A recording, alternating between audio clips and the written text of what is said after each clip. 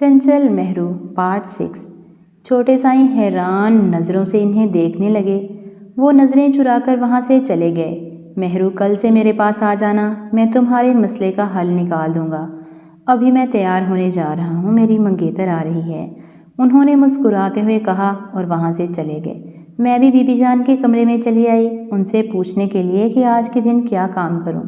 میں جب بھی بی بی جان کے کمرے میں آئی تو ان کا دروازہ اندر سے بند تھا۔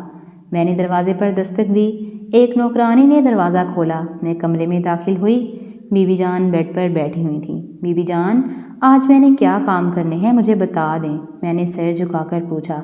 چھوٹی سی تمہاری عمر ہے، کیا کام کرو گی؟ تم ایسا کرو، گھر کے مردوں کے کھانے کا دھیان رکھ لیا کرو۔ عفان سائیں کی ہونے والی دلہن کی خریداری کی ذمہ داری اٹھا لو، اس کے سب کپڑے اور جیولری وغیرہ پیک تم ہی کرو گی۔ بی بی جان نے مجھے بہت آسان کام بتایا تھا، لیکن بڑے سائیں کی خدمت کرنا میرے لیے مشکل تھا۔ جی بی بی جان، میں ایسا ہی کروں گی، میں نے حامی بھر دی۔ دلہن کی تیاریوں کے بہانے میں عفان سائیں کے ساتھ وقت گزار سکتی تھی۔ میں اتنا کہہ کر وہاں سے جانے لگی تو بی بی جان نے ایک نیا حکم جاری کیا، بھائی جان کے کمرے میں ناشتہ لے جانا اور انہیں اپنے ہاتھ سے کھلا بھی دینا۔ وہ خود نہیں کھا سکتے ہیں اور مجھے شکایت کا موقع نہ ملے، بی بی جان نے ذرا سخت لہجے میں کہا۔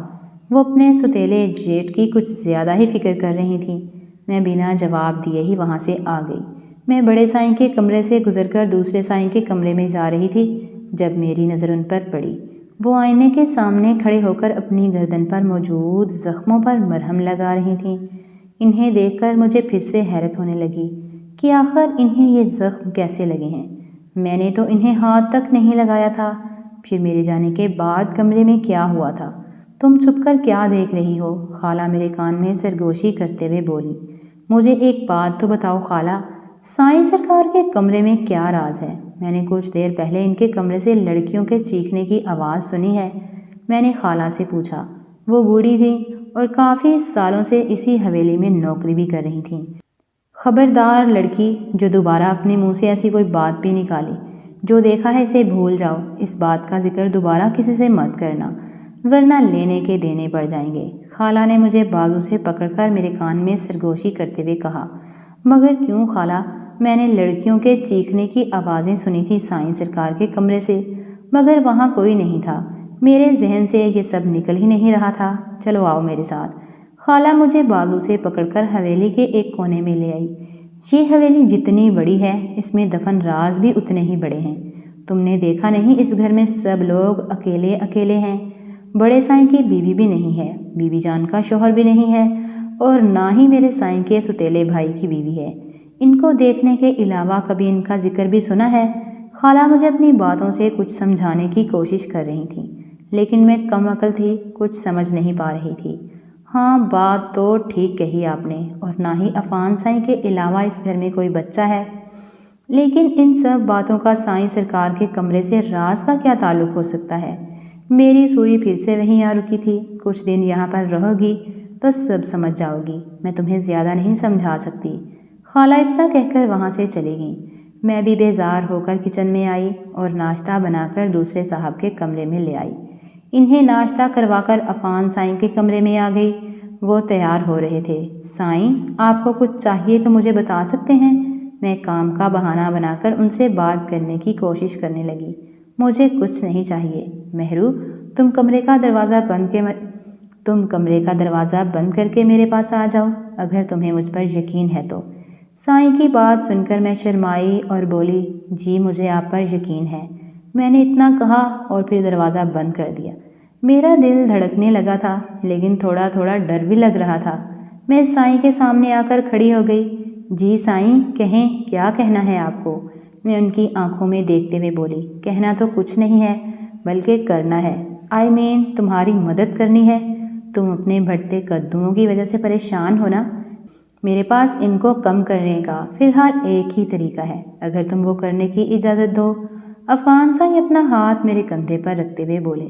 جی سائیں سرکار، میں آپ کو سب کچھ کرنے کی اجازت دیتی ہوں، بس کسی طرح میرے قدموں کو کم کر دیں۔ میں مزید مردوں کی گندی نظروں کا نشانہ نہیں بننا چاہتی ہوں۔ میں معصوم سی لاچار شکل بنا کر بولی۔ تم فکر مت کرو، میں تمہاری مدد کرنے کی پوری کوشش کروں گا۔ تم صرف ہمت سے کام لینا۔ سائیں سرکار نے اتنا کہا اور پھر میرے کندھے پر موجود دوپٹہ اتار کر زمین پر پھینک دیا۔ میں حیرانگی نگاہوں سے انہیں دیکھنے لگی۔ وہ اب کچھ اور ہی کرنا چاہتے تھے۔ سائیں سرکار نے اپنا ہاتھ میرے سینے پر رکھا اور میرے قدموں کی پیمائش کرنے لگے۔ تمہارے قدو کافی بڑے ہیں، ان میں رس بہت زیادہ ہو گیا ہے۔ اگر میں انہیں نکال دوں تو تم بالکل ٹھیک ہو جاؤ گی۔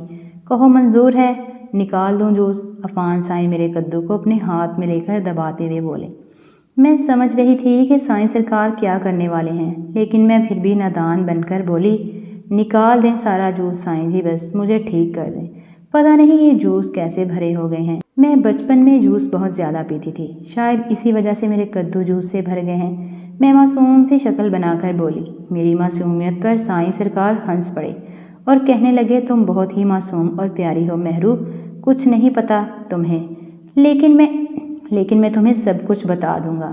عفان سائیں نے اتنا کہا اور پھر مجھے کندھوں سے پکڑ کر بستر پر بٹھا دیا اور اپنی شرٹ اوپر کر دی۔ میرے دونوں قدو سائیں کے سامنے تھے۔ وہ بھری حسرت سے ان پر ہاتھ چلانے لگے۔ تم اپنے قدموں پر کچھ پہنتی نہیں ہو، اسی وجہ سے ہر کوئی انہیں دیکھ کر ان کا دیوانہ ہو جاتا ہے۔ میں تمہیں ان پر پہننے کے لیے کچھ لا دوں گا، تم وہ پہن لینا۔ سائیں نے اتنا کہا اور پھر میرے قدو کو اپنے منہ میں رکھ کر اسے جوس نکالنے لگے۔ مجھے بہت زیادہ مزہ آنے لگا تھا۔ وہ کافی دیر تک ایسا ہی کرتے رہے، پھر کچھ دیر بعد رک گئے۔ لو، آج میں نے کچھ جوس نکال لیا ہے، اب ہر دن میں ایسا ہی کروں گا اور ساتھ میں تمہیں ایک گولی بھی دیا کروں گا جسے تم کھا لینا، دیکھنا کتنی جلدی آرام آئے گا تمہیں۔ عفان سائیں نے کہا، ٹھیک ہے عفان سائیں، میں کھا لوں گی۔ میں نے بھی بنا سوچے حامی بھر دی۔ سائیں میرے قدو جوس رہے تھے، میں اسی میں خوش ہو گئی تھی۔ وہ میرے قدو کم کرنے کے بہانے خود مزے لے رہے تھے۔ میں نے بھی انہیں نہیں روکا کیونکہ مجھے بھی مزہ آ رہا تھا۔ جوس دینے کے بعد میرے کمرے سے نکل آئی۔ لان کے ایک طرف کچھ لڑکیاں کھیل رہی تھیں، میں بھی بھاگ کر ان کے پاس چلی آئی اور کھیلنے لگی۔ مجھے کھیلنا بہت اچھا لگتا تھا۔ میں اچھلنے والا کھیل پھر سے کھیلنے لگی۔ میرے قدو ہل رہے تھے، مجھے اس کی پرواہ نہیں تھی، میں اپنی مستی میں مگن تھی۔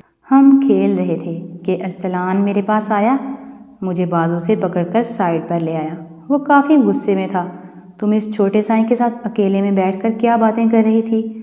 ہاں، میری شکایتیں لگا رہی تھی، تبھی تو وہ مجھے کھا جانے کی نظروں سے دیکھ رہا تھا۔ مجھے کوئی ضرورت نہیں ہے تمہاری شکایتیں لگانے کی، تمہاری اپنی ہی حرکت ایسی ہے کہ سائیں سرکار نے تمہیں دیکھتے ہی پہچان لیا کہ تم اتنے گرے ہوئے انسان ہو۔ اب اگر آئندہ کے بعد مجھے تنگ کیا یا میرے ساتھ کبڈی کھیلنے کی کوشش کی تو میں تمہاری شکایت چھوٹے سائیں کو لگا دوں گی، پھر وہ تمہارا کیا حشر کریں گے تم خود ہی سوچ لو۔ میں چھوٹے سائیں کا سہارا لے کر ارسلان کو ڈرا رہی تھی۔ میں نہیں چاہتی تھی کہ وہ میرے پیچھے آئے یا مجھے تنگ کرے۔ میں تمہیں دیکھ لوں گا مہرو، میں جانتا ہوں تم اس حویلی کے مردوں کے چکروں میں ہو، تمہیں بڑے لوگوں کی لینے کی عادت جو پڑنے والی ہے، لیکن میں بھی دیکھتا ہوں تم میرے سوا کسی اور کی کیسے لیتی ہو۔ میں پہلے تمہارے ساتھ کبڈی کھیلوں گا، پھر کسی اور کو کھیلنے دوں گا۔ ارسلان مجھے دھمکی دیتے ہوئے بولا۔ مجھے تمہاری دھمکیوں سے ڈر نہیں لگتا ہے ارسلان، اس لیے اپنا ٹائم ضائع مت کرو اور جا کر لان کو لے جاؤ۔ اگر چھوٹے سائیں کو تمہارے کام چوری کے بارے میں معلوم ہوا تو وہ تمہیں نوکری سے نکالنے میں دیر نہیں لگائیں گے۔ میں چھوٹے سائیں کا نام لے کر اسے ڈرا رہی تھی۔ میں ارسلان کے سامنے یہ ظاہر کر رہی تھی کہ سائیں اور میرے درمیان میں کچھ ہے۔ اس طرح سب کو یہ بات معلوم ہو جاتی اور سائیں میرے بن جاتے۔ میری باتیں سن کر ارسلان کو کچھ شک ہونے لگا تھا۔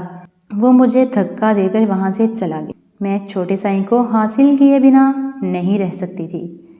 ویورز، کہانی کا اگلا پارٹ دیکھنے کے لیے ہمارے چینل کو جلدی سے سبسکرائب کریں تاکہ جب میں اس کا اگلا پارٹ اپلوڈ کروں تو اس کا نوٹیفیکیشن آپ لوگوں کو سب سے پہلے ملے۔ اور اگر آپ کو ہمارے ناولز پسند آ رہے ہیں تو اپنی قیمتی رائے سے ضرور آگاہ کیجیے۔ شکریہ۔